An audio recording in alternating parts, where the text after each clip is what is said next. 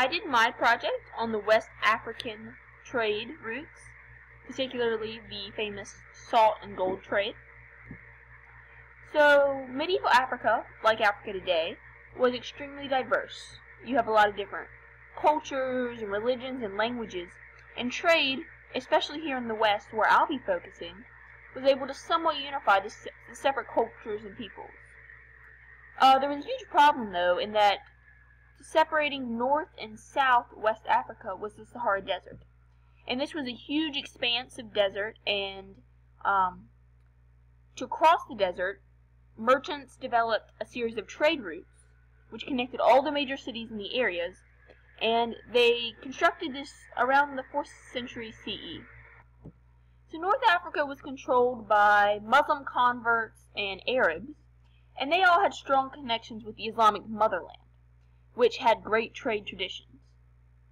The Berbers were merchants who lived north of the Sahara Desert, and they were early Muslim converts, and this gave them an essential connection with Arab North Africa and the rest of the Muslim world, which was involved in the trade of luxury items and raw materials.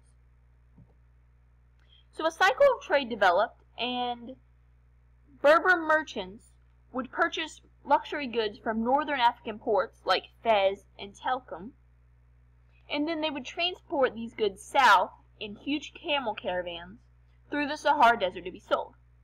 Along the way, they were aided by these desert nomads, and they acted as guides, and they also added a very important commodity, salt, to the caravan's inventory. So after traveling for almost a month, these caravans would restock in the city of Tagaza before continuing the journey southward to the sub-Saharan trade cities. These huge trade cities, like Timbuktu and Gaia, this is where they would trade their goods for gold, and they would stock up for supplies for the long return journey home. So the Arab luxury items, like the textiles, beads, and ceramics, were extremely popular in the southwest, where they were seen as signs of wealth. However, the most important trade good, somewhat unromantically, was actually the salt. Salt was abundant in the desert, where it was mined by nomads from the rock face in a very dangerous and agonizing process.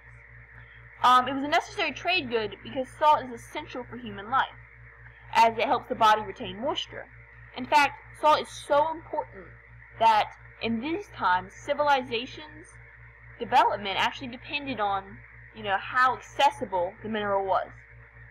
And the Latin word for salary actually comes from salt, which was used as the method of payment. So this crucial commodity, it was almost non-existent in the gold-rich areas of southwestern Africa. But the merchants would bring it to the southwestern people, and in return, the northern traders would receive ivory, ebony, and the most important, gold.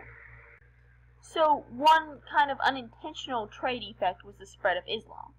And the Islamic religion spread along the trade routes into the cities along those routes. Merchants converted first because they would benefit from the cultural, the lingual, and the religious ties that Islam afforded.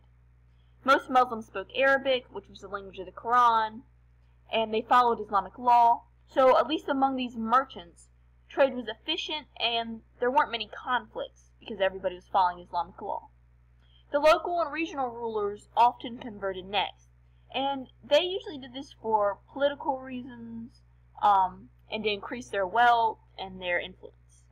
Islam also brought higher literacy rates, and they had a new emphasis on learning. This was based on the importance of education and knowledge in the Muslim world. Although the leaders and administrators of the major trade civilizations became Islamic, a large extent of the general populace actually retained their animistic beliefs. And this was a religion that consisted of the worship and praise of spirits, which they believed resided in everything from rocks to animals. And since the leader's power was somewhat based on having this close religious tie with their people, Islam in West Africa actually blended Muslim culture with traditional customs and beliefs.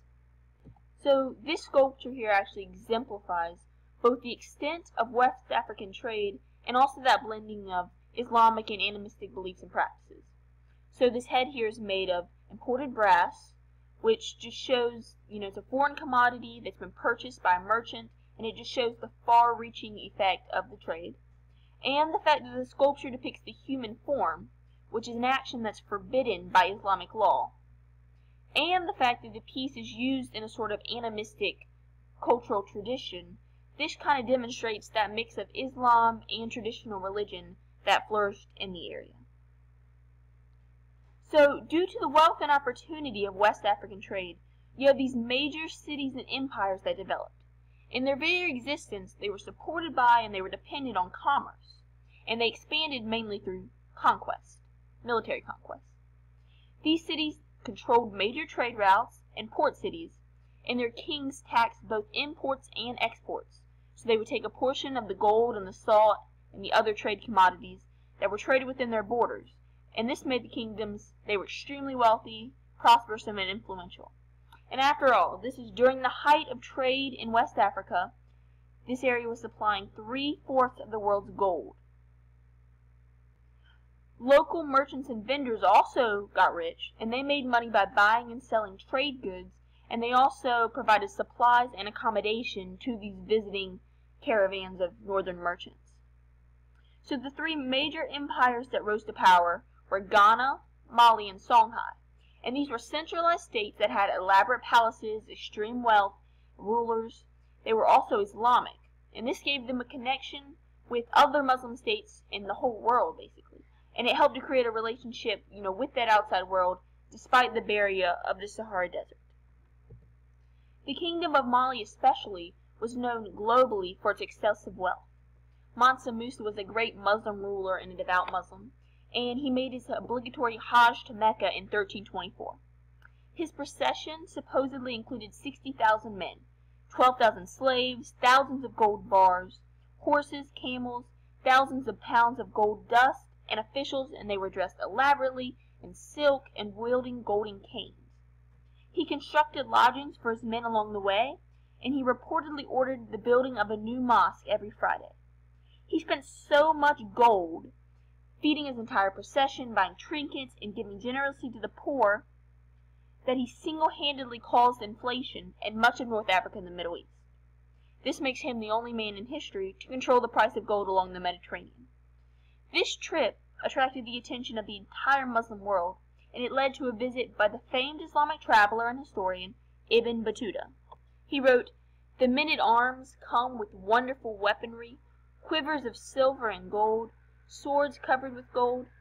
4 of the emirs stand behind him to drive off flies, with ornaments of silver in their hands. The interpreter brings in his 4 wives and his concubines, who are about 100 in number. On them are fine clothes, and on their heads they have bands of silver and gold, with silver and gold apples as pendants." And he wrote this just to describe the elaborate extravagance of the Mansa's court. All of this just demonstrates the extreme wealth of West Africa, and this wealth was mainly based on the trade routes that these civilizations were able to control. So you have the Portuguese, who really arrived on the west coast of Africa in the 5th century. And this kind of coincides with the collapse of the Songhai Empire, so there's this gap, there's not a central power, and they bring with them a demand for African slaves. So this leads to the diminishment of the traditional salt gold trade, as more and more West African little tribes and groups turn to constant warfare as a way to supply new captives, and they turn to the slave trade and kind of turn their backs on the traditional commodity trade that had once made them so wealthy.